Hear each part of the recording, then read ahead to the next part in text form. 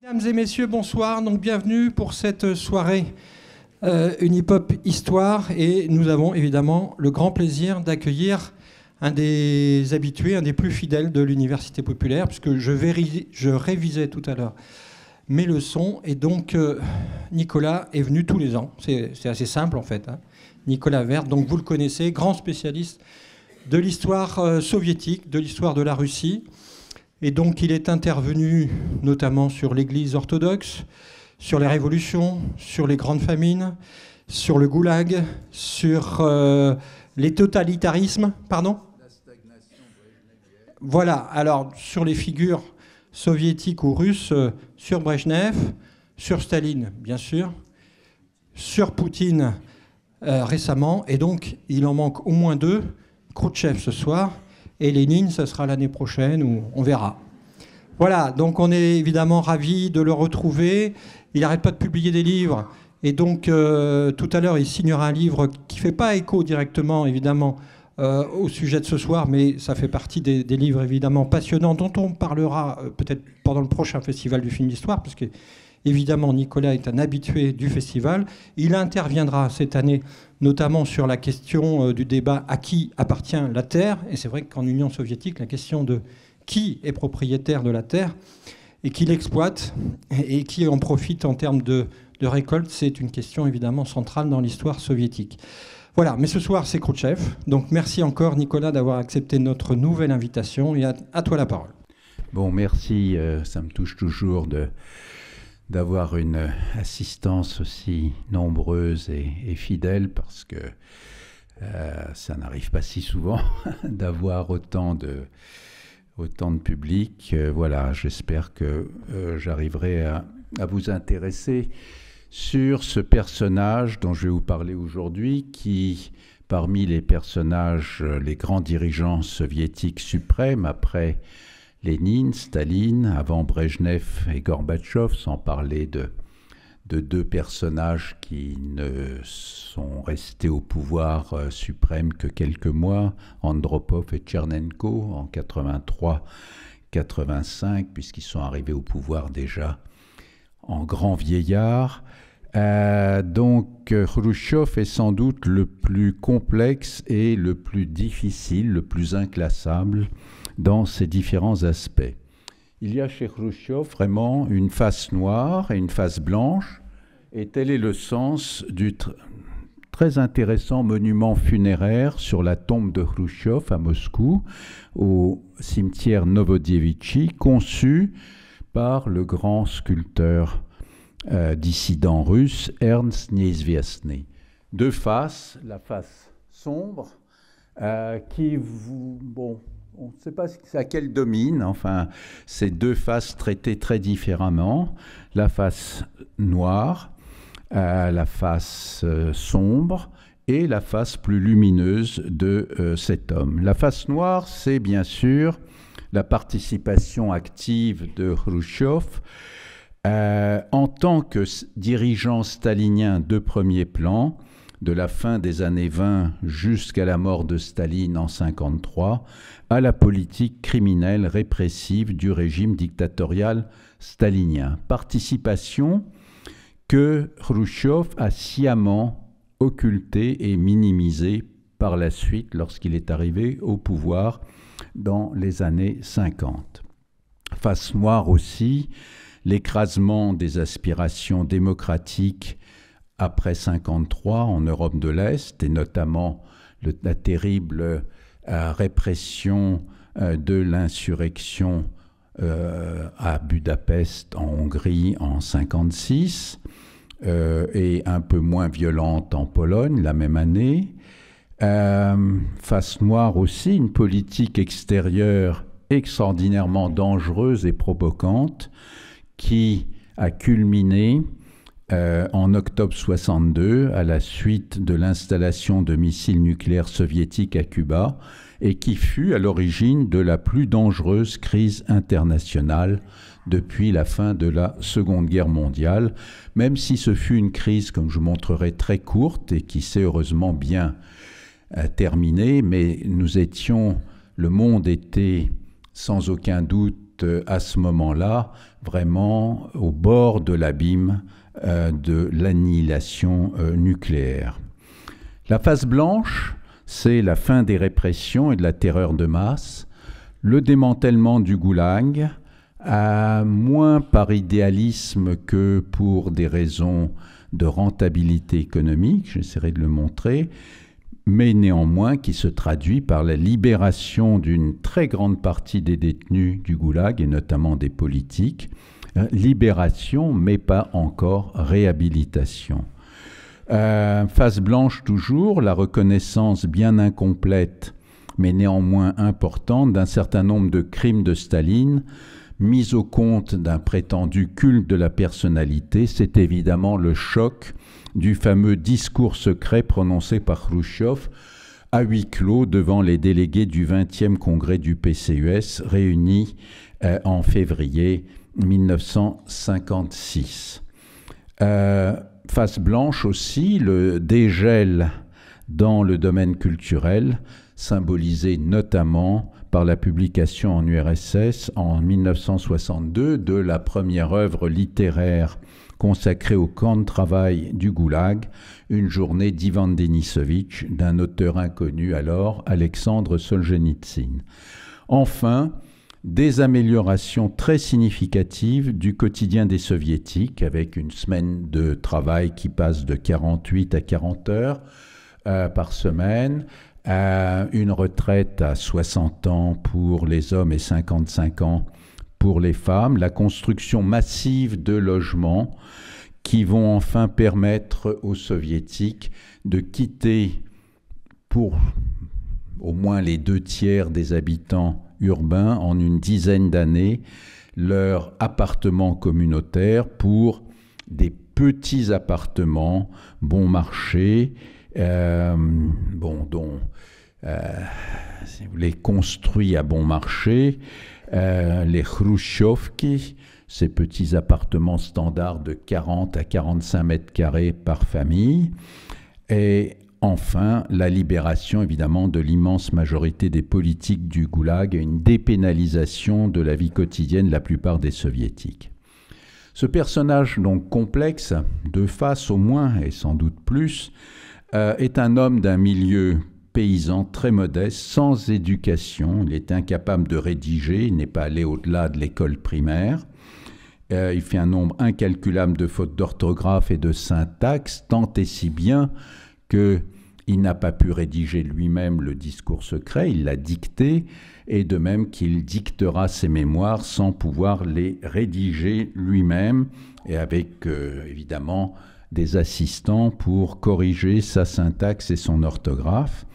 Voici donc cet homme d'un milieu populaire qui a su gravir tous les échelons de la hiérarchie politique pour arriver au sommet. Donc une remarquable capacité d'adaptation, de survie au régime dictatorial soviétique, une remarquable intelligence politique, une carrière sans faute d'un apparatchik stalinien qui a assimilé très rapidement les codes et de la culture politique stalinienne, qui arrive donc au pouvoir suprême fort tardivement, en 1954, il a 60 ans, et à ce moment-là, donc, il va critiquer son mentor, tout en s'exonérant de toute participation au crime de Staline, dans un numéro d'équilibriste, puisqu'il ne s'agit surtout pas de mettre en cause le système communiste en tant que tel, mais juste de cibler celui qu'il a dirigé durant un quart de siècle. Impossibilité de réformer le système de l'intérieur. Khrouchtchev enchaîne des réformes à l'intérieur, des initiatives dangereuses à l'extérieur. Bientôt, chacune de ces initiatives, il faut bien le dire, très brouillonne, heurte et hérisse la nomenclatura, les privilégiés du système, qui, après 25 ans d'un régime de terreur, n'aspire qu'au calme et à la stabilité. Au bout de 10 ans comme numéro 1 du parti, secrétaire général du Parti communiste d'Union soviétique, Khrouchtchev est démis de ses fonctions en octobre 1964, mais pas emprisonné ni exécuté, preuve que le régime a bien changé en 10 ans. Ultime pied de nez, Durant sa retraite de 7 ans, puisque Khrouchtchev meurt en 1971, il rédige des mémoires, il dicte des mémoires assassines pour ses anciens camarades de la direction du parti, pour Staline bien sûr, qu'il fait passer comble, si vous voulez, de l'aise à communisme, à la barbe du KGB en Occident, où elles paraissent en 1970, juste avant sa mort, provoquant un ultime scandale dans le milieu de plus en plus sclérosé de la nomenclatura communiste. Premier point donc je voudrais développer après cette introduction, c'est la carrière, l'ascension d'un apparatchik de bonne origine sociale dans la vision évidemment soviétique. Pour faire carrière dans le système soviétique, Nikita Khrouchtchev a un très bon profil, à la différence de la plupart des dirigeants bolcheviques issus de sa génération, qui sont dans leur immense majorité, à l'exception notable de Staline, issu de l'intelligentsia. Khrouchtchev est un authentique homme du peuple. Il est né en 1894 dans une famille de paysans très pauvres d'un village de la province de Koursk, au sud de la Russie, limitrophe de l'Ukraine. Le jeune Nikita reçoit tout juste une éducation primaire, comme l'immense majorité des petits paysans russes du début du XXe siècle, avant de partir travailler comme manœuvre dans une briqueterie, puis dans une mine de charbon du Donbass, tout proche, grand centre industriel, comme vous le savez, de l'Empire russe, avec ses mines de charbon, son industrie métallurgique. Il parvient à décrocher un poste d'apprenti ajusteur qui lui ouvre la voie à un travail d'ouvrier métallurgiste qualifié, ce qui lui permet en 1914 d'ailleurs d'échapper à la conscription dans l'armée. Il passe l'année 17 à l'usine, mais ne se fait pas remarquer par un quelconque engagement politique. De manière significative, il n'adhère au parti bolchevique qu'une fois que les bolcheviks ont pris solidement le pouvoir dans le Donbass, fin 1918. Mobilisé dans l'armée rouge, il est au bout de quelques mois promu commissaire politique d'un bataillon. La paix revenue à la fin de la guerre civile en 1920, il retourne à Yuzovka, donc le centre, le chef-lieu du Donbass, qui après va s'appeler Stalino et après, aujourd'hui encore, Donetsk, et obtient en 1921 un poste de directeur adjoint des affaires politiques d'une des plus grandes mines, plus de 20 000 ouvriers du Donbass. L'année suivante, il est promu directeur de la mine. Parallèlement, il suit les cours des facultés ouvrières de la capitale du Donbass. Donc une promotion très rapide, mais pas absolument exceptionnelle pour ce type de profil. Donc cette promotion extrêmement rapide d'un nouveau personnel politique au début donc, des premières années de l'Union soviétique. En 1925, il est promu secrétaire de l'un des districts du parti, de l'un des districts du Donbass, et pas n'importe quel district, mais un district minier, ouvrier, où est concentrée l'élite de la classe ouvrière pour le nouveau régime. Bon, il y a près de 1000 adhérents, ce qui est pas mal, dans son district, 1000 adhérents partis, dans un territoire grand comme 3 départements français.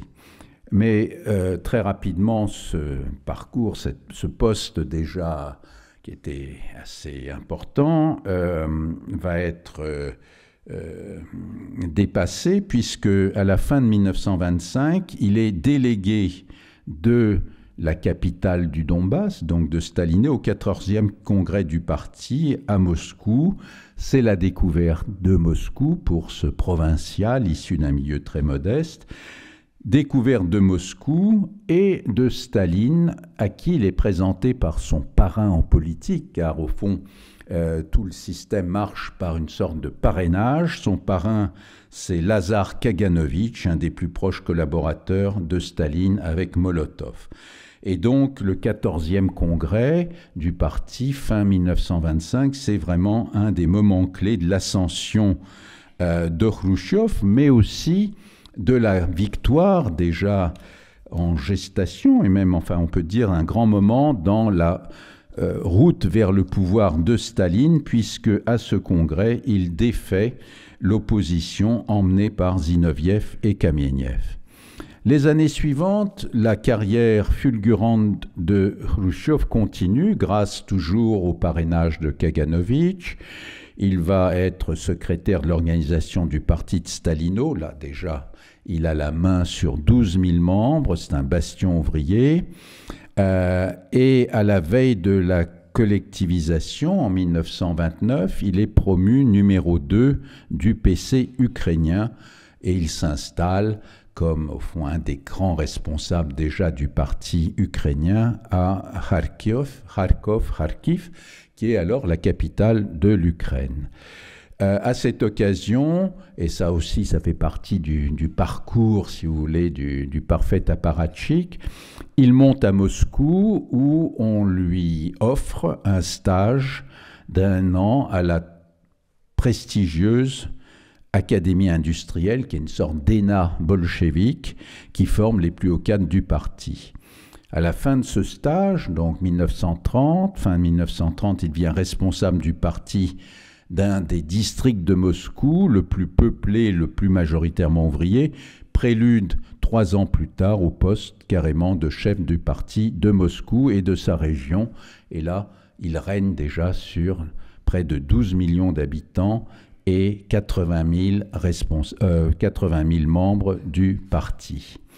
À ce titre, c'est Khrouchtchev qui est en charge d'ailleurs de la construction du fameux métro de Moscou, cathédrale souterraine des temps modernes, comme il la caractérise, mais aussi responsable de vider Moscou, ville modèle, ville vitrine, de tous ces éléments appelés, dans la terminologie bolchevique du début des années 30, des éléments socialement nuisibles, c'est-à-dire les membres des anciennes élites politiques tsaristes, les ci-devant bourgeois, ci-devant propriétaires, mais aussi des vagabonds, des sans-abri, etc. Donc qu'il vit dans les expédients manu militari vers des régions éloignées et inhospitalières du pays, donc vers la Sibérie, le Kazakhstan, l'Oural, etc. Comme les autres dirigeants, au 17e congrès du parti en février 1934, dit congrès des vainqueurs, c'est à ce congrès que le socialisme est déclaré construit 1 an après la grande famine de 1933 qui a fait 7 millions de morts dans le pays, famine totalement occultée, niée par les autorités. À ce congrès, comme tous les autres hiérarques du parti, Khrouchtchev chante les louanges de Staline, notre guide génial.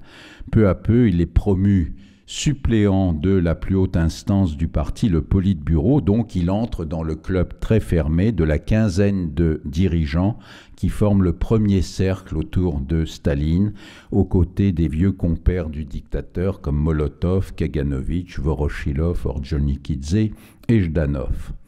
Et donc en 1937-38, lorsque Staline lance la Grande Terreur pour éliminer les cadres dirigeants bolcheviques qui ont pu douter de lui et pour purifier, comme il le disait, la société socialiste de tous ces éléments socialement dangereux et nuisibles. Je rappelle qu'au cours de cette Grande Terreur, ce sont plus d'1,5 million de personnes qui sont arrêtées par la police politique, le NKVD, dont la moitié sont fusillées dans le plus grand secret. Nikita Khrouchtchev, comme tous les dirigeants du parti qui tentent de sauver leur peau, car il ne faut jamais oublier que à l'occasion de la Grande Terreur, 90% des responsables locaux, régionaux du parti sont purgés, ce qui va permettre la montée d'une nouvelle promotion de jeunes cadres communistes. C'est la génération des Brejnev, Podgorny, etc., qui montent, ceux qui seront au pouvoir en URSS dans les années 70. Donc, comme les autres dirigeants qui veulent sauver leur peau, non seulement il obéit aux ordres de Staline et de Yezhov, le chef de la police politique, mais il fait du zèle en demandant des quotas d'arrestation et d'exécution de plus en plus importants. Je citerai juste un exemple. Ce télégramme, donc, on a retrouvé il n'y a pas si longtemps dans les archives à Staline et à Yezhov, le 10 juillet 1937, en tant que premier secrétaire du parti de Moscou à Staline. Il lui écrit « Je vous informe que le nombre d'éléments nuisibles et koulaks, donc c'est ainsi qu'on les caractérisait, installés à Moscou et sa région s'élève à 41 300. Les matériaux policiers existants permettent d'attribuer 8 000 éléments à la première catégorie et le reste à la deuxième. La première catégorie, c'était arrestation, jugement sommaire et exécution. Et la deuxième catégorie, arrestation, jugement sommaire et 10 ans de camp du goulag. Mais au fur et à mesure des mois que dure donc cette grande terreur, Khrouchtchev demande, comme tous les autres dirigeants régionaux du parti, des quotas supplémentaires d'arrestation en première et deuxième catégorie, tant et si bien qu'au bout quand s'arrête la grande terreur, après 16 mois donc de véritables on peut dire massacre organisé à la fois des élites et de tous ceux qu'on considère comme des éléments socialement nuisibles, ce sont plus de 42 000 personnes qui ont été fusillées donc à Moscou durant la Grande Terreur et 80 000 condamnés à de longues peines de travaux forcés dans les camps du goulag. Comme la plupart des dirigeants du parti qui parviennent à préserver leur vie, Khrouchtchev a montré un zèle répressif exemplaire, d'abord à Moscou, puis en Ukraine, où il est nommé en juillet 1938 premier secrétaire du PC ukrainien. En Ukraine, le parti ukrainien, donc sous la coupe de Khrouchtchev, est entièrement purgé, puisque le nombre des membres purgés du comité central du Parti communiste ukrainien se monte à 98%, et plus de 250 000 personnes sont réprimées en Ukraine, dont la moitié fusillées.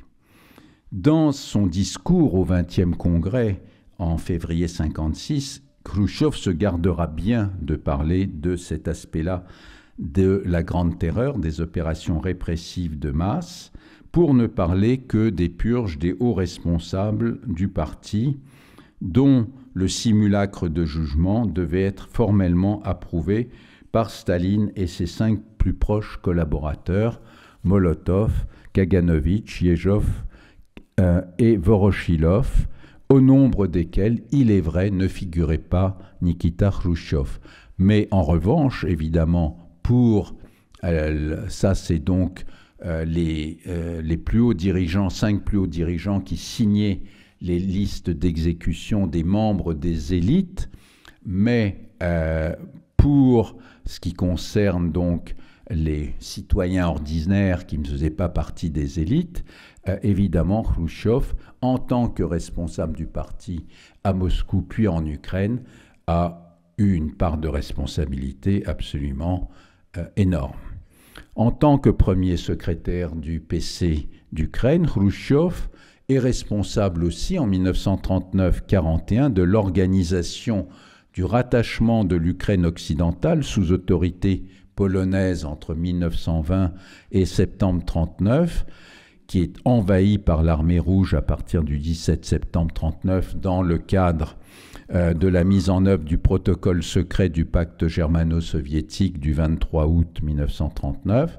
Il s'agit en réalité d'une annexion pure et simple de la Galicie et de la Volhynie, ces 2 régions ukrainiennes qui étaient intégrées depuis 1920 à la Pologne et qui vont peupler d'une dizaine de millions d'habitants, aussitôt annexées à l'URSS, et plus exactement à la République socialiste soviétique d'Ukraine, dont Khrouchtchev est le premier secrétaire, cette région est soumise à une répression policière qui se solde par l'arrestation de plusieurs centaines de milliers de personnes, dont la plupart sont envoyées dans les camps de travail et les villages de peuplement spécial du Goulag au Kazakhstan, en Asie centrale et en Sibérie.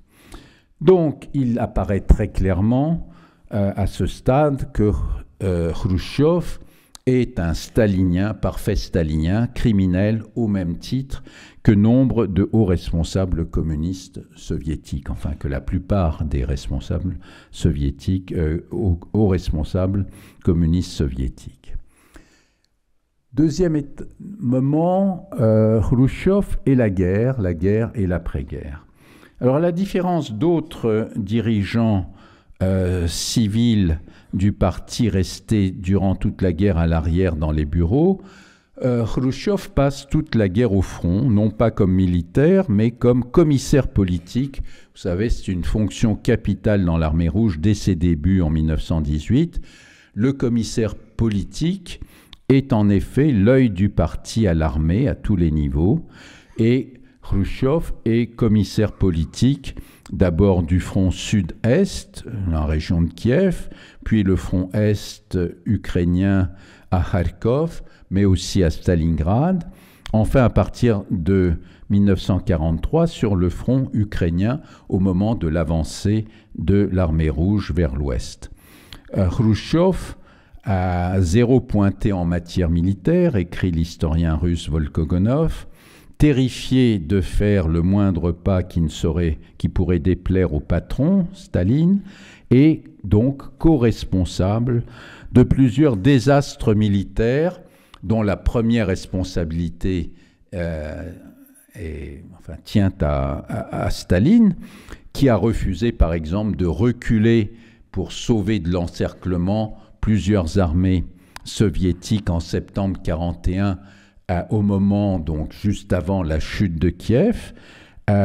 Également, à ce titre, Staline, mais aussi Khrouchtchev en tant que commissaire du front, qui n'ose pas s'opposer à Staline et qui n'écoute pas ses généraux, est responsable aussi de la chute de Kharkov quelques mois plus tard, en début de 1942.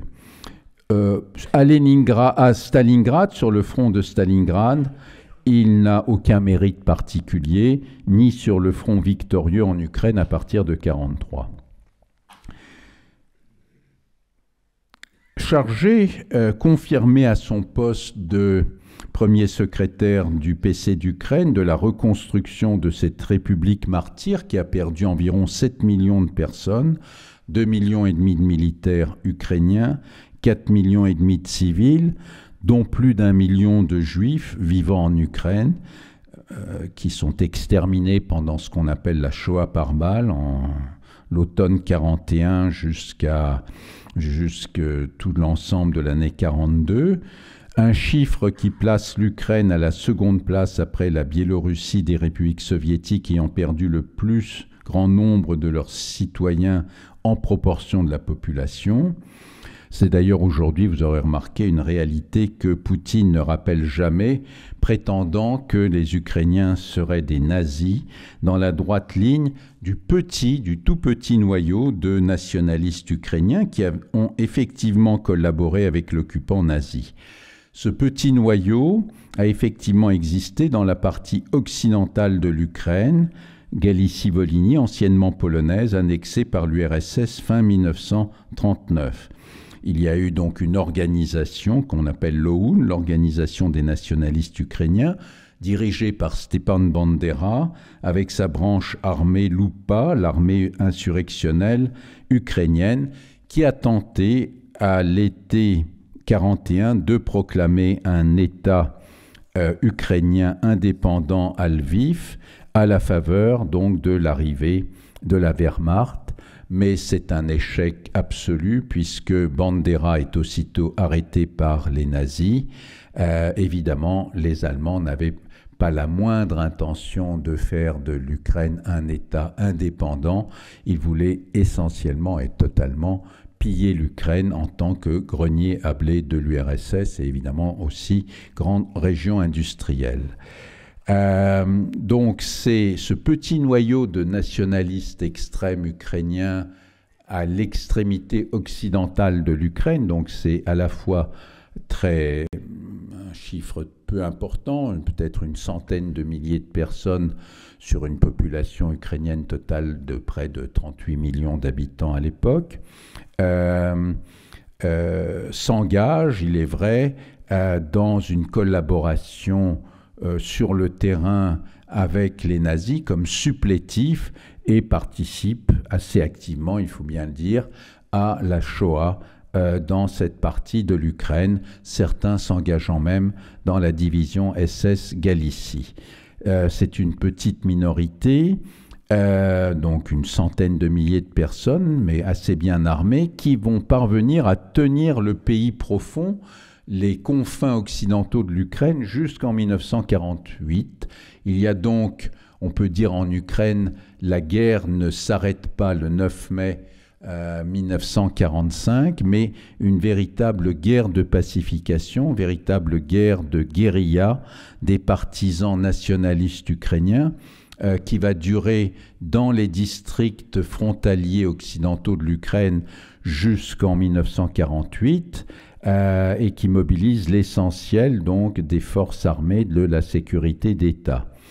Au total, entre 45 et 48-49, ce sont 500 000 personnes ukrainiens, donc membres de l'OUN en minorité et sympathisants présumés, mais également une grande partie de la population civile de ces zones tenues par les partisans nationalistes ukrainiens qui sont envoyés en camps forcés ou déportés ou tués dans les combats. Et évidemment, en tant que chef du PC ukrainien jusqu'en 1949, Khrouchtchev peut être considéré comme responsable de cette politique de répression de masse et évidemment des crimes de guerre qu'elle a induits. L'Ukraine est dévastée, comme la grande partie des régions occidentales de l'URSS, mais dévastée à tel point qu'une nouvelle famine éclate en Ukraine, donc cette région la plus riche d'un point de vue agricole du pays, mais aussi la plus ponctionnée par les autorités de Moscou pour pouvoir ravitailler les villes. Et donc, les quotas démesurés de production obligatoire de produits agricoles imposés aux kolkhozes sont à l'origine d'une nouvelle famine qui, en 1946-1947, frappe une partie de l'Ukraine et aussi des provinces méridionales de la Russie, faisant environ 1 million de morts. Et là, à ce moment précis, émerge un épisode positif, si on peut dire, la face blanche de Khrouchtchev, qui est un paysan ukrainien, enfin de souche, qui en novembre 1946 écrit une lettre à Staline dans laquelle il démontre ce qu'il appelle l'absurdité criminelle des quotas de livraison obligatoires démesurés pour la paysannerie d'Ukraine et demande une aide d'urgence aux kolkhozes ukrainiens. Ce qui était un geste assez courageux. La réponse ne tarde pas, une réponse cinglante de Staline qui traite Khrouchtchev de nationaliste ukrainien, une des accusations évidemment les plus dangereuses du répertoire stalinien. Khrouchtchev craint d'ailleurs des mois durant d'être non seulement démis de ses fonctions, mais tout simplement arrêté, voire éliminé. Il ne se passe pas, ceci ne se passe pas, et au contraire, assez étonnamment, en septembre 1949, Staline rappelle Khrouchtchev à Moscou, auprès de lui redonne donc le secrétariat du parti de Moscou, et donc il retrouve son poste de premier secrétaire du parti de Moscou et de sa région. S'en suivent 3 années que Khrouchtchev, dans ses mémoires, caractérise comme des années perdues, face à un dictateur de plus en plus sénile et imprévisible, qui n'hésite pas à accuser ses plus proches collaborateurs, par exemple comme Molotov ou Voroshilov, d'être devenus des agents de la CIA. Ils ne sont toutefois pas arrêtés, Staline se contentant de faire arrêter leurs proches, par exemple la femme de Molotov qui est condamnée à 8 ans de camp. Donc face à ce dictateur sénile et de plus en plus imprévisible, chacun essaye évidemment de sauver sa peau en se gardant de la moindre initiative qui pourrait susciter l'ire du patron. Le rituel des journées est immuable. Après la journée de travail dans les bureaux du Kremlin, les plus hauts dirigeants doivent prendre la route de la datcha de Staline, à environ 20 km de Moscou, pour des agapes et des beuveries interminables, entrecoupées de séances de cinéma, surtout du cinéma américain que Staline adorait. Tout ceci se termine vers 4-5 heures du matin et Khrouchtchev ne manque pas, ce sont sans doute les pages les plus épiques, dans ses mémoires, à charge de décrire ces soirées de beuverie obligatoires, donc dans ses souvenirs, d'ailleurs confirmés par les souvenirs d'autres hauts hiérarques staliniens qui ont échappé à l'arrestation, à l'exécution, comme Mikoyan. Le 5 mars 1953, Staline succombe, enfin on peut dire, à un AVC en plein milieu de la dernière campagne, imaginée par le dictateur, une vaste campagne antisémite appelée anticosmopolite, symbolisée par ce qu'on appelait le complot des blouses blanches. Le 13 janvier 1953, 2 mois avant la mort de Staline, la Pravda annonce la découverte d'un complot de groupes terroristes des médecins, composé de 15 médecins spécialistes réputés du Kremlin, dont les 2 tiers, même un peu plus des 2 tiers, sont juifs. Ils sont accusés d'avoir profité de leur haute fonction pour assassiner Jdanov en 1948 et avoir tenté d'assassiner des grands chefs militaires sur l'ordre de l'Intelligence Service et de la CIA, et aussi d'une organisation d'assistance juive, l'American Joint Distribution Committee. Comme en 1937-38, des milliers de meetings se tiennent pour exiger le châtiment des coupables et appeler à la chasse aux cosmopolites. Troisième étape, maintenant, donc, les luttes pour la succession de Staline et la victoire de Khrouchtchev. Plusieurs hauts dirigeants du parti peuvent prétendre à la succession de Staline. Beria, le redouté chef des organes de la police politique, Molotov, le plus proche collaborateur de Staline depuis des décennies et ministre des Affaires étrangères, Malenkov, qui est aussi un des hauts responsables et des proches collaborateurs de Staline depuis une vingtaine d'années, Kaganovitch, le parrain de Khrouchtchev, et bien sûr Khrouchtchev, mais vraiment plutôt en 5e position.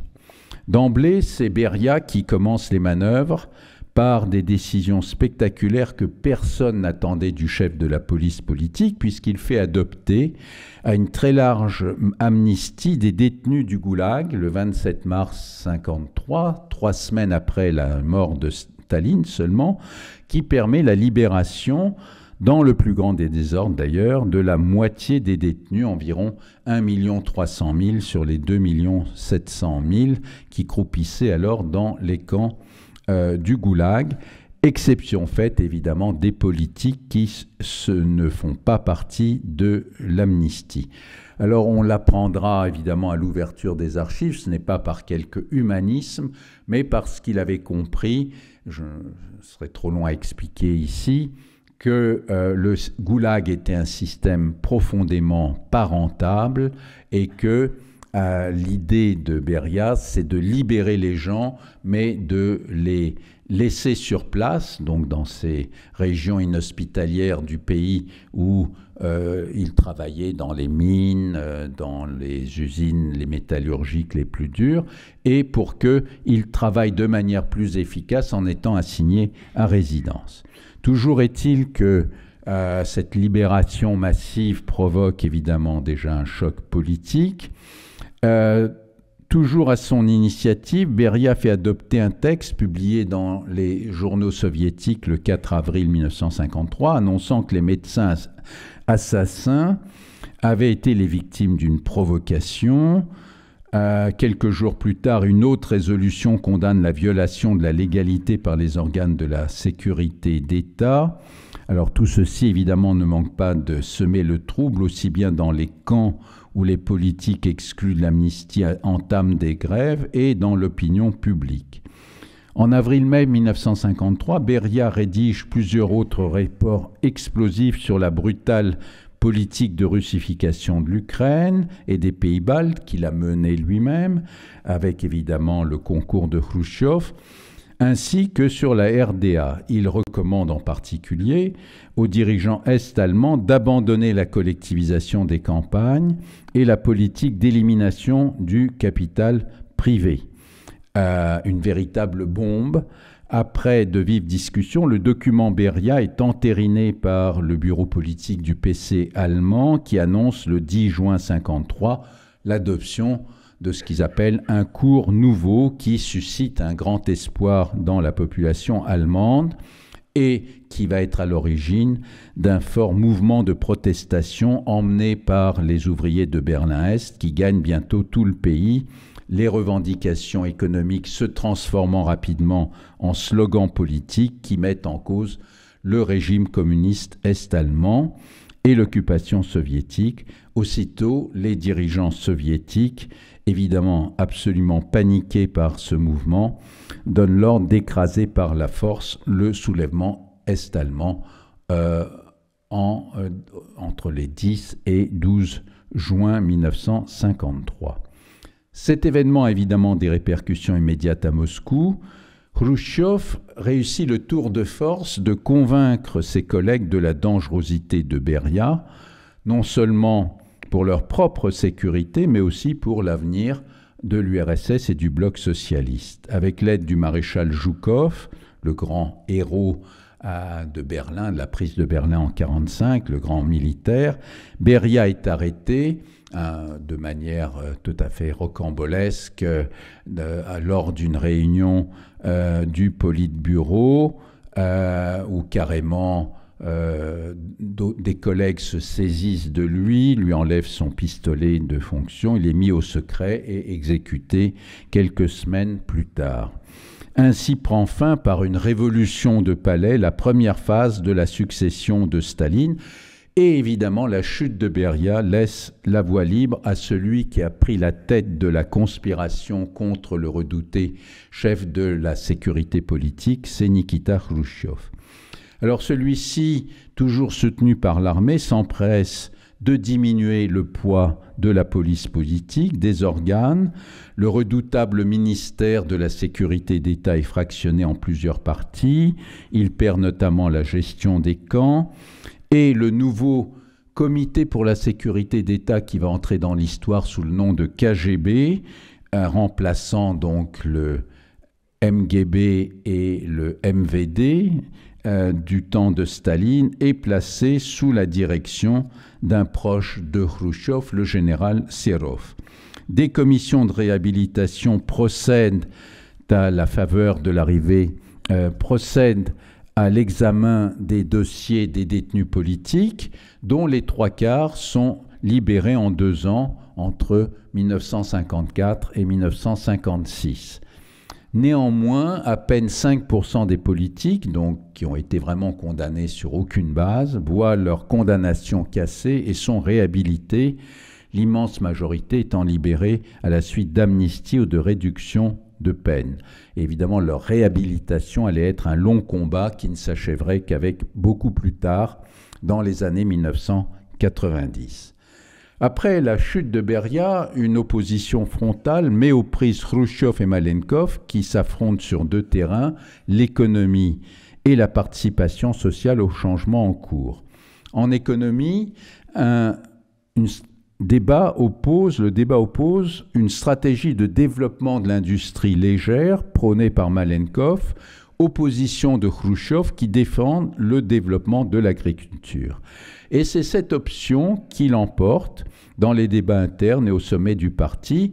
Elle se traduit par un relèvement très substantiel des prix payés par l'État aux kolkhozes, jusqu'à 500% pour la viande, mesure absolument indispensable pour éviter un effondrement complet de l'agriculture soviétique. Et c'est sans doute aussi ces attaches et sa compréhension des mécanismes du monde rural qui a permis à Khrouchtchev justement de gagner ce point important pour éviter un effondrement total de l'agriculture soviétique au milieu des années 50. Khrouchtchev lance une grande offensive pour d'extension des emblavures, notamment par la mise en valeur des terres vierges du Kazakhstan.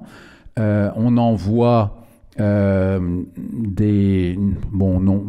selon la littérature soviétique, sont des volontaires, mais en fait, pour l'essentiel, il s'agit de recrues venant tout juste de terminer leur service militaire et des détenus aussi qui sont tout juste libérés, qui sont assignés à résidence sur les terres vierges. Mais au total, ce sont 17 millions d'hectares, soit 30% de la superficie cultivée jusqu'alors en URSS, qui sont mis en culture en 3 ans. Le pari est payant pendant quelques années, avec la récolte record de toute l'histoire de l'Union soviétique de 1956 à 125 millions de tonnes, dont une part importante de maïs, la plante fétiche de Khrouchtchev, surnommée Monsieur Maïs, Koukouruznik. Il y a là aussi, de la part de Khrouchtchev, notamment pour le maïs, une sorte de fascination de toujours pour l'Amérique, pour sa technologie et son agriculture. Et bientôt va apparaître un slogan typiquement khrouchtchevien, rattraper et dépasser les États-Unis. C'est une sorte de marque de fabrique de Khrouchtchev dans la seconde moitié des années 50. Des campagnes idéologiques, des projets fétiches, bientôt moqués par la population car largement utopiques. En effet, la campagne des terres vierges, qui, les premières années, a permis d'augmenter la production de manière significative, se solde évidemment au bout de quelques années par un fiasco dans ces zones climatiquement et podologiquement inadaptées à ces cultures. Le maïs ne prend pas au Kazakhstan avec le climat et de surcroît très éloigné des zones de consommation, avec évidemment l'éternel problème en Union soviétique des transports. Parallèlement, on assiste donc parallèlement à ces grandes campagnes économiques qui ont plus ou moins de succès, mais plus le temps passe, moins elles ont de succès.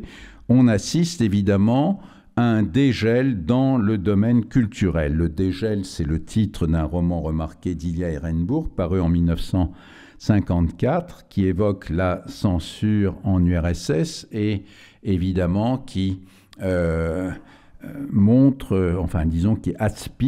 les aspirations de tout un peuple et notamment des intellectuels à une diminution de la censure.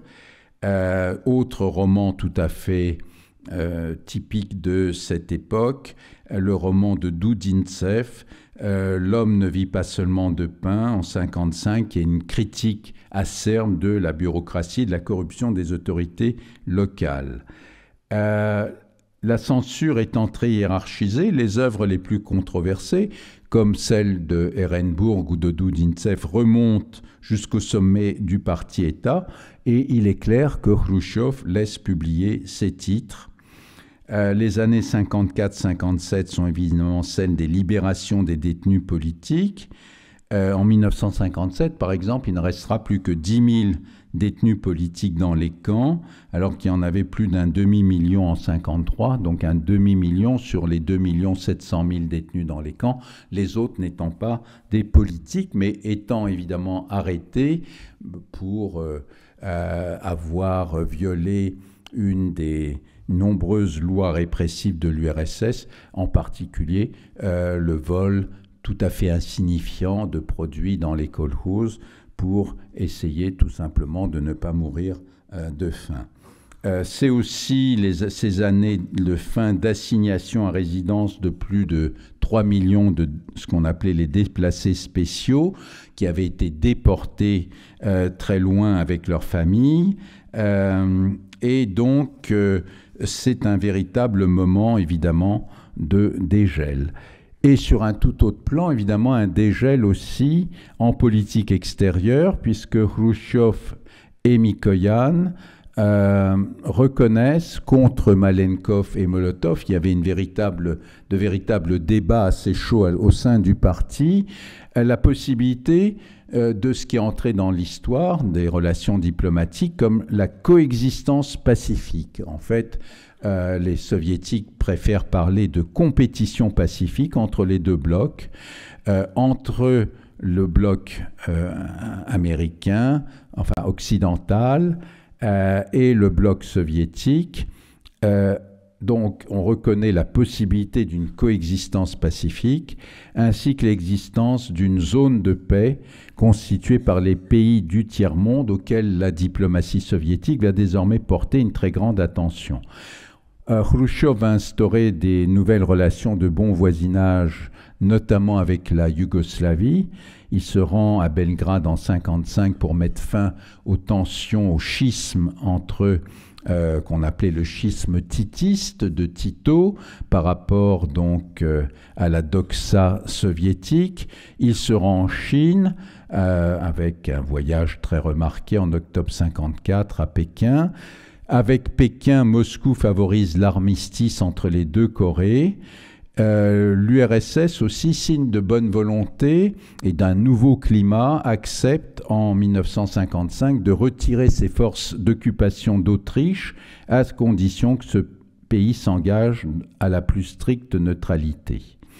Il faut noter également en 1955 le voyage à Moscou en septembre 1955 du chancelier Adenauer avec l'établissement pour la première fois de relations diplomatiques entre l'URSS et la RFA. Bien sûr, ce n'est pas encore la fin de la guerre froide, comme le prouve évidemment la création en mai 1955 du pacte de Varsovie pour faire face à l'OTAN. Mais ce sont indéniablement des signes de détente. Quatrième moment, donc 1956, un moment, un tournant clé, une déstalinisation soigneusement contrôlée. C'est évidemment le coup de tonnerre de la vie politique soviétique, mais aussi internationale en ces années 1950. C'est le discours secret prononcé à huis clos devant les seuls délégués soviétiques le dernier jour de la tenue du 20e congrès du PCUS dans la nuit du 24 au 25 février 1956. Par le rapport secret, les assistants prennent connaissance du fameux testament de Lénine, dont le parti a toujours nié l'existence. Le testament de Lénine, ce sont ces quelques notes griffonnées par Lénine juste avant sa crise d'AVC fatale, enfin, qu'il avait totalement, pas celle qui conduit à sa mort, mais celle qui l'écarte définitivement de toute activité intellectuelle et politique, en février-mars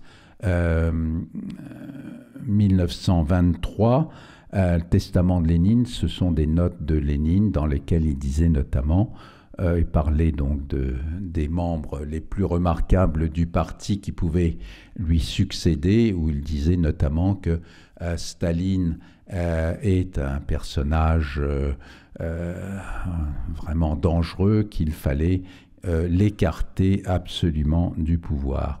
Et ce texte, qui était évidemment gardé secret par les plus hauts dirigeants, et d'ailleurs de manière absolument incompréhensible en 1924, alors qu'il pouvait le faire, Trotsky ne l'a pas rendu public, alors qu'il pouvait évidemment l'apporter un coup fatal à Staline, quelque chose qu'on n'a jamais vraiment totalement expliqué. Donc les congressistes prennent connaissance du testament de Lénine, qui critique donc très fortement Staline. Le rapport analyse la perversion, ce que Khrouchtchev appelle du centralisme démocratique par Staline. Il évoque les purges des plus hauts responsables du parti et d'eux seuls en 1936-38, ainsi que les méthodes illégales d'instruction, un euphémisme pour la torture, qui avait conduit de nombreux communistes aux aveux les plus insensés durant les trois grands procès de Moscou. Après avoir démoli donc le mythe de Staline génial, héritier, continuateur, comme on disait à l'époque, enfin sous Staline, de Lénine, Khrouchtchev s'attaque au mythe de Staline, remarquable chef de guerre. Il montre que Staline, en tant que chef suprême, était responsable des désastres de 1941-42. Responsabilité aussi totale de Staline dans le conflit avec Tito, l'affaire des médecins terroristes assassins en blouse blanche, etc., etc. Néanmoins, le rapport Khrouchtchev reste extrêmement sélectif et totalement superficiel dans sa condamnation du stalinisme, puisqu'il ne remet jamais en cause les grandes orientations du parti bolchevique depuis 1917. La déviation stalinienne par rapport à la bonne ligne du parti est datée de 1934, juste après l'assassinat de Kirov, et donc elle exclut du chapitre des crimes reconnus du stalinisme la collectivisation forcée, les grandes famines qui s'en étaient suivies. Le rapport ne mentionne que les victimes communistes, il n'y a pas un mot sur les citoyens ordinaires qui ont constitué plus de 90% des victimes, notamment durant la Grande Terreur.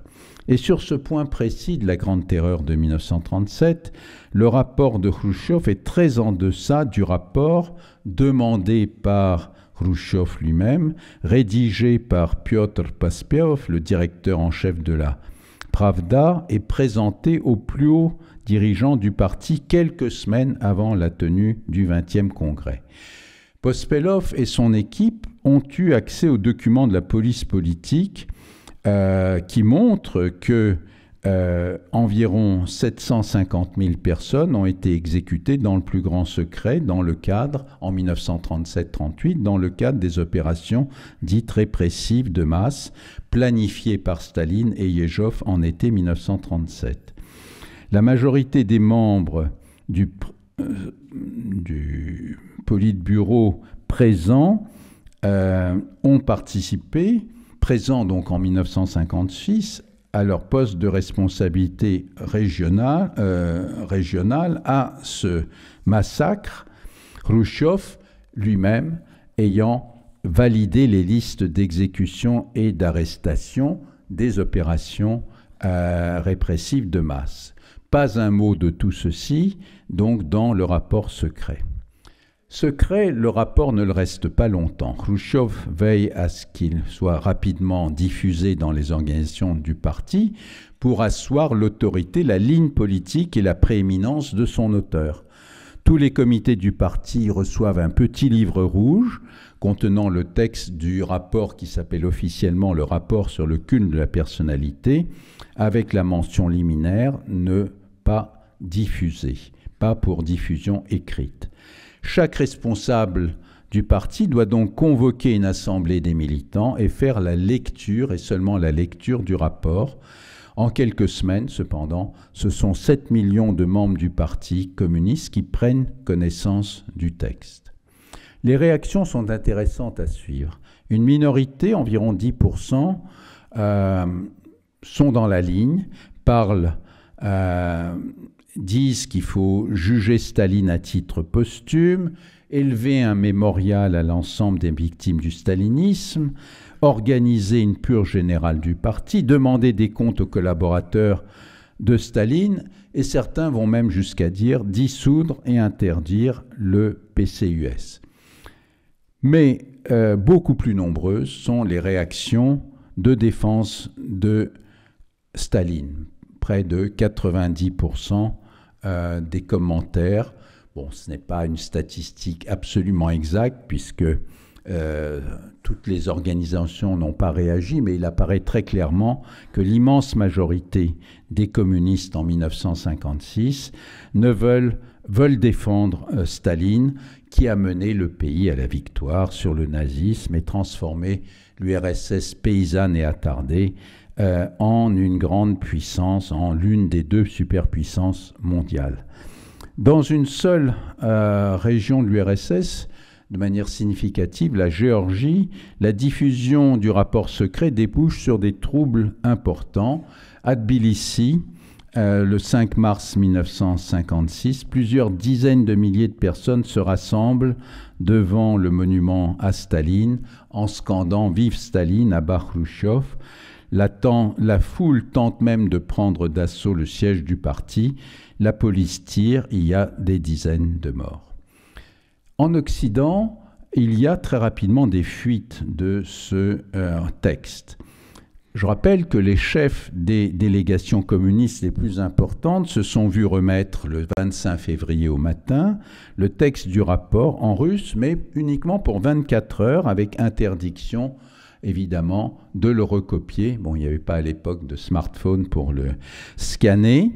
Et donc, c'est ainsi que les grands chefs communistes, Rákosi, donc le hongrois, le polonais Bierut, Ulbricht de la RDA, Maurice Thorez pour le PCF, Palmiro Togliatti pour le PC italien, reçoivent donc ce document qu'ils doivent rendre et qu'ils ne peuvent pas évidemment recopier puisque à côté d'eux, ils sont encadrés par des agents du KGB.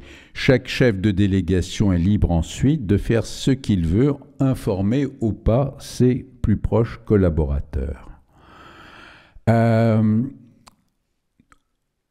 Donc, pour la délégation du PC, étaient présents à Moscou Maurice Thorez, Jacques Duclos, Georges Cognot et Pierre Doise, un peu moins connu. Lorsqu'ils reviennent à Paris, à la réunion du CC,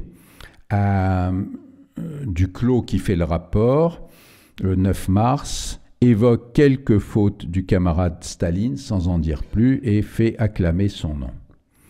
Le 22 mars, à la réunion du CC plus agité, du CC français, certains membres du comité central demandent plus d'informations sur ce qui s'est dit à Moscou. Une résolution est adoptée qui reprend un certain nombre de critiques, mais de manière très vague, rappelle surtout, je cite, le rôle et les mérites du camarade Staline comme théoricien et grand dirigeant dans la lutte idéologique et politique intransigeante contre tous les ennemis de la grande révolution socialiste d'octobre, trotskiste, bouharinien, nationaliste bourgeois, dans l'édification du socialisme et l'écrasement du fascisme allemand. Le maillon faible dans la chaîne du secret, c'est le PC polonais. Désireuse de pousser dans la voie de la déstanisation après le décès, donc presque immédiat après le 20e congrès, le 12 mars 1956, du très stalinien Bierut, la direction du PC polonais fait traduire le rapport secret et le publie à plusieurs milliers d'exemplaires. Le document secret se vend bientôt au marché noir à quelques centaines de dollars dans la petite communauté des diplomates et correspondants étrangers à Varsovie, tant et si bien que le 4 juin 1956, le texte du rapport est publié dans le New York Times. Les dirigeants communistes du monde entier sont désormais le dos au mur. Khrouchtchev, interrogé, refuse de l'identifier en s'en sortant par une pirouette demandée à Mr. Dulles, le patron de la CIA. Togliatti décide d'aller plus loin que Khrouchtchev dans la critique du stalinisme, affirmant qu'il est indispensable d'analyser plus en profondeur le phénomène stalinien et la dégénérescence du système soviétique. Quant au PC français, il invente la formule « rapport attribué au camarade Khrouchtchev ». Cette extraordinaire formule n'implique pas nécessairement que le texte est un faux, mais elle permet surtout de bloquer toute discussion publique au sein du parti tant que l'authenticité du document n'a pas été établie, ce qui est une manœuvre extrêmement habile. Thorez et Duclos et Cognot se rendent, comme beaucoup d'autres responsables des partis communistes occidentaux, fin juin 1956 à Moscou, et ils reviennent avec une nouvelle résolution du comité central du PCUS du 30 juin, intitulée « Du dépassement du culte de la personnalité et de ses conséquences ». Un texte très en deçà du rapport secret, adopté à la suite des émeutes qui ont éclaté dans la plus grande ville industrielle polonaise de Poznań le 27 juin 1956. Paniqué, la direction du PCUS propose donc une rectification. Le nouveau texte rend un hommage appuyé à Staline, grand théoricien et organisateur, et il souligne que le culte de la personnalité n'a en rien détourné le PCUS de sa cause historiquement juste. La crise, cependant, s'amplifie au sein du PC polonais. En octobre 1956, le stalinien Oszap, qui avait succédé à Bierut, est contraint de céder son poste à Gomulka, devenu le champion d'une voie polonaise au socialisme. Après avoir ordonné un mouvement de chars vers Varsovie, les dirigeants soviétiques décident cependant au dernier moment de composer avec une Pologne au bord de l'insurrection. En revanche, la crise finit beaucoup plus dramatiquement en Hongrie quelques semaines plus tard lorsque l'armée soviétique écrase dans le sang l'insurrection de Budapest auprès de 20 000 morts du côté des insurgés. Nog, le chef de la tendance réformatrice du PC hongrois, est arrêté et exécuté après un simulacre de procès. Tous ces événements de l'automne 1956 en Europe de l'Est, et notamment les crises polonaises et hongroises, affaiblissent évidemment la position de Khrouchtchev. À la faveur d'un voyage de Khrouchtchev en Finlande, en juin 1957, 7 des 11 membres du Politburo réclament sa démission. Khrouchtchev exige que la question soit examinée non pas seulement à l'intérieur du Politburo, mais par le comité central réuni au complet qui compte plus de 100 membres.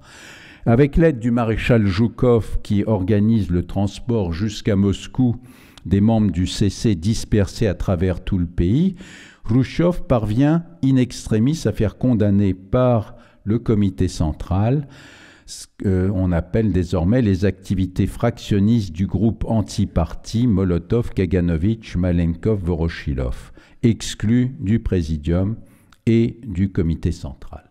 C'est un temps fort que ce moment de juin 1957 de la déstalinisation, mais cette crise consacre vraiment des pratiques politiques nouvelles. Les vaincus, malgré la gravité des charges qui pèsent sur eux, ne perdent ni la vie ni la liberté. On les envoie diriger quelques centrales thermiques dans une province perdue, mais ils ne sont ni exécutés, ni même mis en prison. Et donc, c'est une grande victoire de Khrouchtchev, qui, quelques mois plus tard d'ailleurs, met à l'écart Zhukov, qui lui fait de l'ombre, qui est démis de ses fonctions de ministre de la Défense et contraint d'écrire dans la Pravda son autocritique, avoir voulu soustraire l'armée au contrôle du parti. Donc on voit à la fois un progrès, disons, de la vie politique, mais en même temps le maintien de pratiques comme l'écriture publique par ceux qui sont politiquement vaincus, d'autocritique diffusée dans la presse. Et donc, pour la première fois, on peut dire qu'en 1958, Khrouchtchev cumule les postes de premier secrétaire du parti et du chef du gouvernement. C'est la fin de la collégialité. Et donc, c'est, disons, le moment de gloire, si on peut dire, de Khrouchtchev. Moment de gloire qui ne va pas durer longtemps, et donc ça sera la dernière partie de mon exposé, sur la grande utopie khrouchtchevienne et son échec. 6 ans durant, de 1958 à 1964, jusqu'au moment où il est démis de ses fonctions, Khrouchtchev va mener une politique volontariste et optimiste, deux grands bonds en avant. Le slogan fétiche, je rappelle, de Khrouchtchev, lancé fin 1957, c'est « rattraper et dépasser les États-Unis », et il est lancé significativement juste après le premier vol d'un satellite soviétique, le Spoutnik. En avril 1961, l'URSS lance le premier vol d'un homme dans l'espace. Il s'agit de Youri Gagarin, qui fait le tour de la Terre en orbite en 108 minutes. C'est une véritable prouesse technologique. Et parallèlement, l'URSS développe comme jamais son stock de bombes et missiles atomiques soviétiques. C'est un grand moment donc d'optimisme, à la fois militaire, technologique, soviétique. D'ailleurs, en visite aux États-Unis, en septembre 1959, lorsque les autorités américaines autorisent Khrouchtchev à parler 5 minutes, il en prend plus d'ailleurs, aux téléspectateurs américains, il prononce cette phrase fameuse « Vos petits-enfants vivront sous le communisme ». Autre second voyage donc de Khrouchtchev quelques mois plus tard aux Nations Unies en octobre 1960 à l'Assemblée générale des Nations Unies. Nikita Khrouchtchev fait le voyage en bateau jusqu'à New York. À New York, il y a un autre héros à cette grande Assemblée générale des Nations Unies, c'est le président Fidel Castro, qui prononce d'ailleurs un discours fleuve qu'on n'a jamais eu de discours aussi long aux Nations Unies depuis, de 4h30, dans lequel il vante la révolution cubaine. Et c'est à ce moment-là que, lors de cette session, le 12 octobre 1960, que se produit un épisode qui a laissé une trace dans l'histoire, même s'il est anecdotique et même si, comme va le montrer cet extrait, il est, écoutez, il n'est pas exact, c'est la fameuse, c'est Khrouchtchev frappant de sa chaussure sur son pupitre. Voilà donc un petit extrait. Le plus intéressant dans cette histoire, c'est qu'en fait, l'INA et les spécialistes ont regardé, est-ce que vous avez vraiment vu Khrouchtchev en train de taper avec sa chaussure? Eh bien, en fait, il n'a jamais tapé avec sa chaussure, il a juste tapé avec ses deux poings. Néanmoins, on a retrouvé sur les photos une chaussure posée sur son pupitre. Et on s'est beaucoup donc posé de questions sur cette fameuse chaussure, parce que personne dans tous les prises de vue n'a vu Khrouchtchev taper avec sa chaussure, mais sur d'autres photos, la chaussure apparaît. Et en fait, le secret a été levé il n'y a pas si longtemps par un compte-rendu, enfin une déclaration de la petite fille de Khrouchtchev, enfin pas si longtemps, il y a quand même un certain nombre d'années, qui expliquait que la chaussure avait été apportée par un employé au moment donc de cette séance, parce que Khrouchtchev avait vu des chaussures neuves extrêmement inconfortables et qu'il avait des corps aux pieds terribles. Et on lui avait rapporté 2 chaussures, une qu'il avait mise sur son bureau et l'autre qu'il avait mise à côté. Voilà donc cette petite anecdote de la chaussure. Donc il n'a jamais tapé de la chaussure, mais il a tapé du poing. Et évidemment, il s'est fait quand même remarquer. Et donc c'est un des mythes qui a été déconstruit.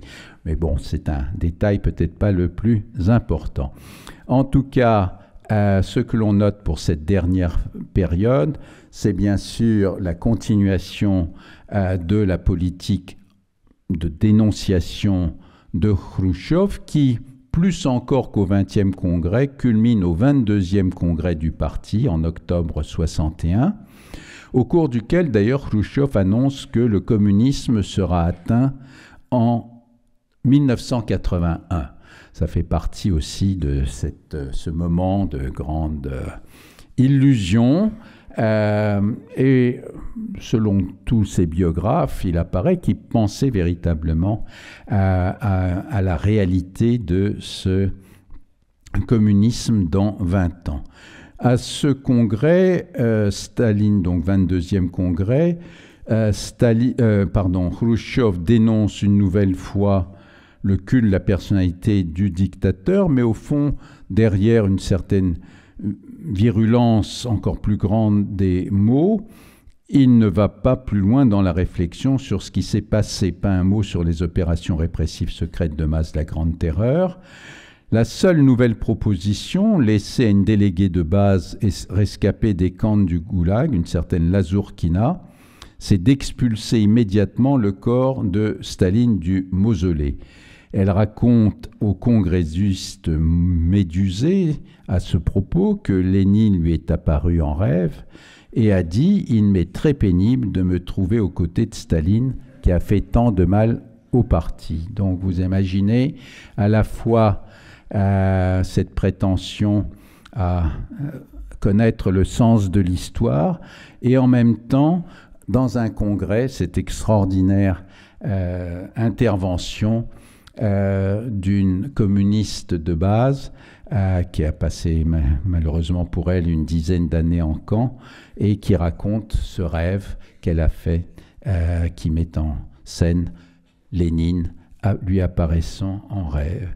En rêve, voilà. Et donc immédiatement d'ailleurs, dans les heures qui suivent, le corps de Staline est retiré du mausolée et rapidement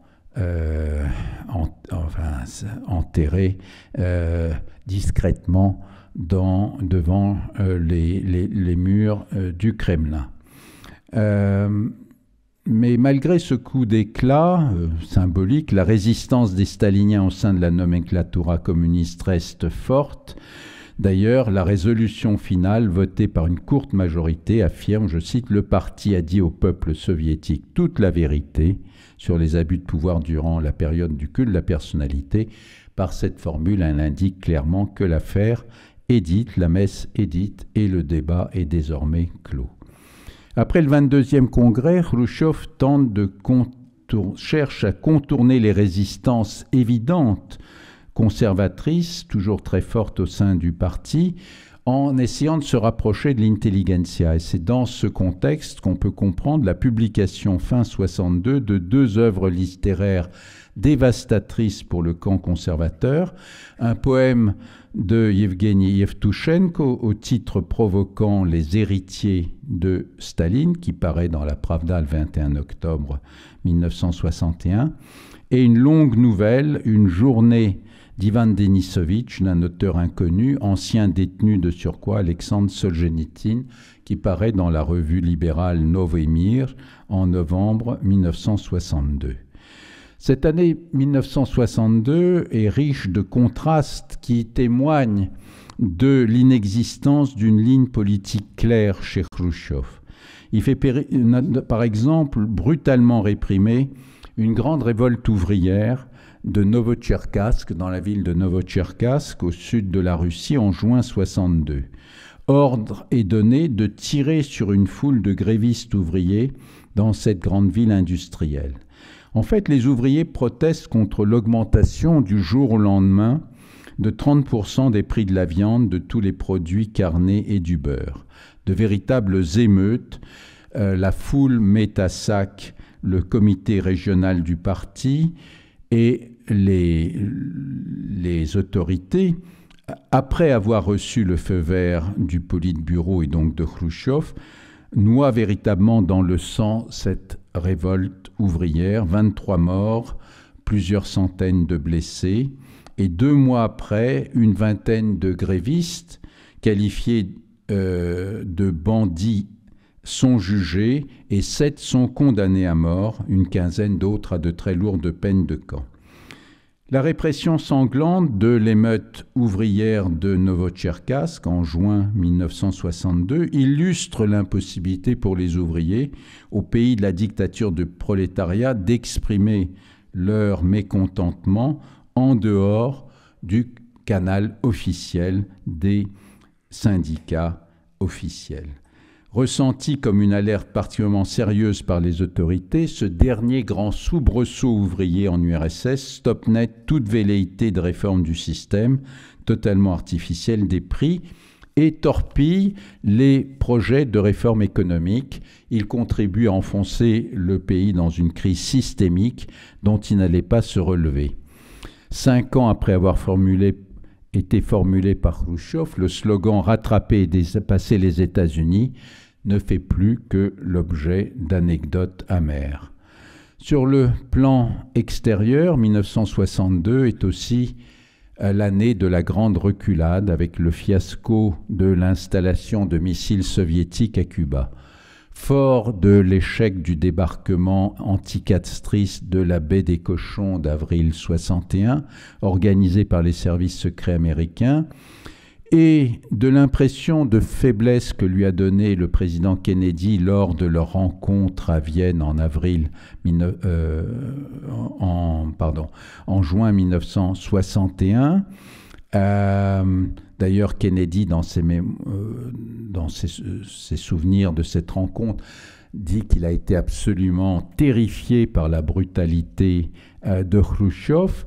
Et donc, fort de l'échec du débarquement anticastriste, organisé donc dans cette baie des Cochons à Cuba par les services secrets américains, Khrouchtchev, sur l'insistance de Fidel Castro, est toujours en quête d'une initiative spectaculaire, voire aventurée, en politique extérieure, réussit à emporter l'adhésion de la direction collective sur le caractère socialiste de l'expérience cubaine et décide d'installer à Cuba des missiles nucléaires soviétiques de moyenne portée.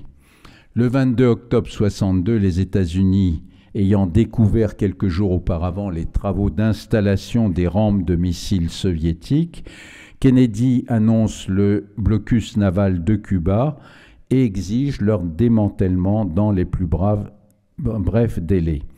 Devant l'évidence de la détermination américaine de passer à l'action avant que les missiles ne soient opérationnels, Khrouchtchev doit reculer, une reculade évidemment assez humiliante, et fait parvenir le 25 octobre un message à Kennedy par lequel il accepte de retirer les missiles avec l'inspection des Nations Unies si les États-Unis s'engagent à ne pas envahir Cuba.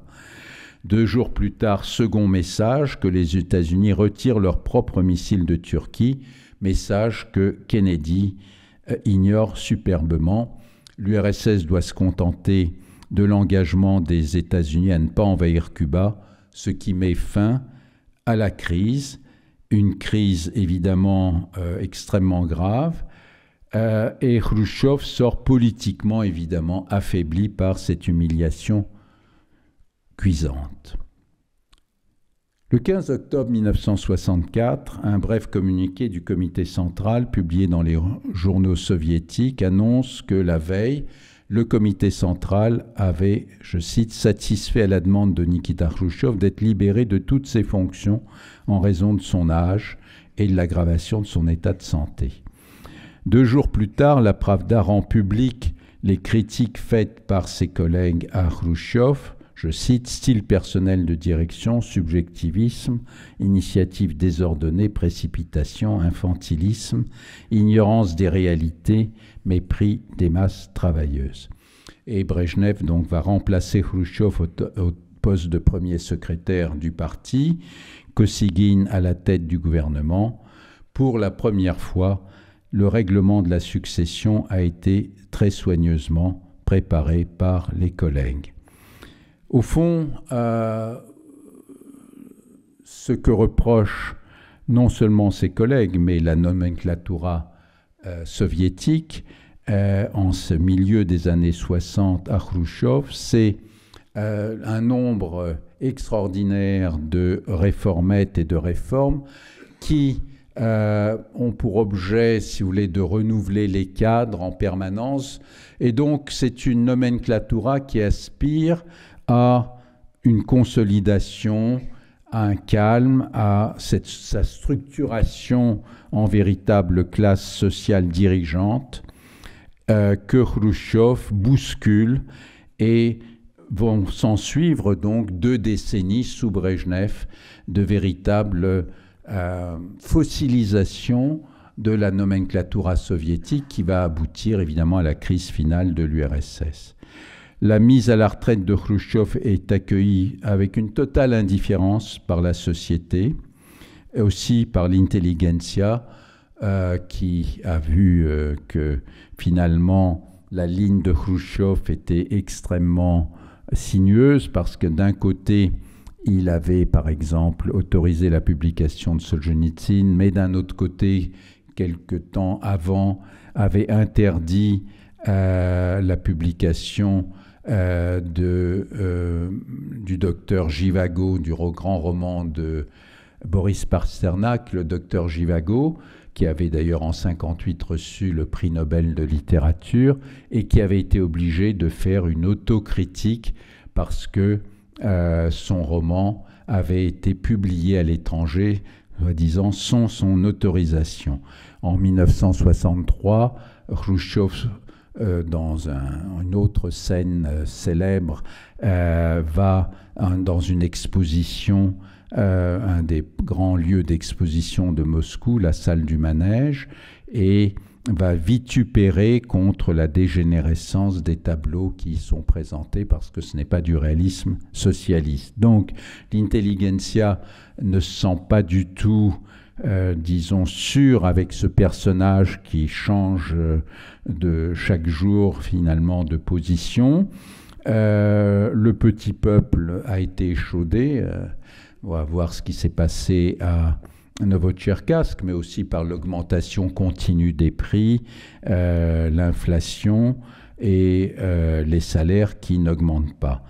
L'opposition véritable à Khrouchtchev, elle vient des cadres, et c'est celle-là qui compte, mais aussi des militaires ulcérés par le limogeage de Zhukov en 1957, suivi du départ forcé à la retraite de plusieurs centaines de milliers d'officiers au cours des années 60. C'est donc une révolte des appareils sur fond d'indifférence de la société qui scelle la fin de la carrière politique de Khrouchtchev en octobre 1964. Je vous remercie de votre attention.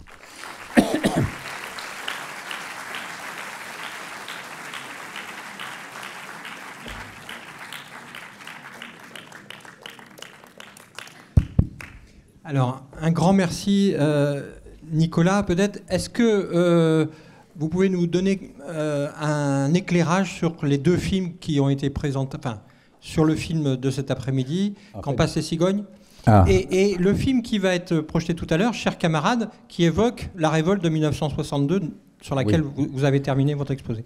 Oui. Alors, bon, je voudrais parler de Chers camarades, c'est plus simple parce que, bon, c'est un film assez récent. Tout à fait. Sur justement cette révolte. C'est une véritable, très très intéressant parce que c'est une véritable autopsie au fond, de toutes les étapes de cette révolte. C'est un des films que j'ai beaucoup aimé parce qu'il y a une précision, une volonté de précision historique. Bon, est-ce qu'il a un statut de documentaire ? Ah non, non, non, c'est une fiction. C'est une fiction, mais il y a une exactitude. Je pense que j'avais écrit, quand il est sorti, un article court article là-dessus. Véritablement, il y a une recherche de sources et il y a, en fait, même si c'est une fiction, il y a absolument, on comprend vraiment les mécanismes à la fois de cette révolte et aussi de la répression extrêmement sévère policière qui a suivi et comment ces malheureux grévistes ont été traités comme ils l'étaient toujours en Union soviétique à partir du moment où ils ne marchent pas au pas, surtout dans le monde ouvrier, au fond profondément méprisés, d'éléments dégénérés, socialement nuisibles, voire de bandits. En fait, la peine de mort qui leur a été infligée à 7 d'entre eux a nécessité un véritable tour de passe-passe juridique parce que il n'y avait que certains cas très précis, après l'adoption donc de ce nouveau code pénal de 1958 sous Khrouchtchev, où on pouvait condamner à mort. Il fallait que ce soit des actes de banditisme prémédités, faits en groupe. Donc on a essayé au fond pour ces manifestants de leur faire endosser une sorte de conspiration de bandits aggravée par cette préméditation, ce groupe, et qui voulait donc renverser l'ordre constitutionnel, si on peut dire. Voilà, et donc ce film montre extrêmement bien tous les ressorts à la fois de la révolte, de la répression, et c'est un très très bon film pour un historien. Quand passent les cigognes, bon, c'est un film de la période du dégel, c'est une nouvelle manière, moins héroïque, plus humaine de voir la guerre, et bon, ça fait longtemps que je ne l'ai pas vu, mais c'est un des grands classiques qui permet justement de montrer un côté éminemment humain.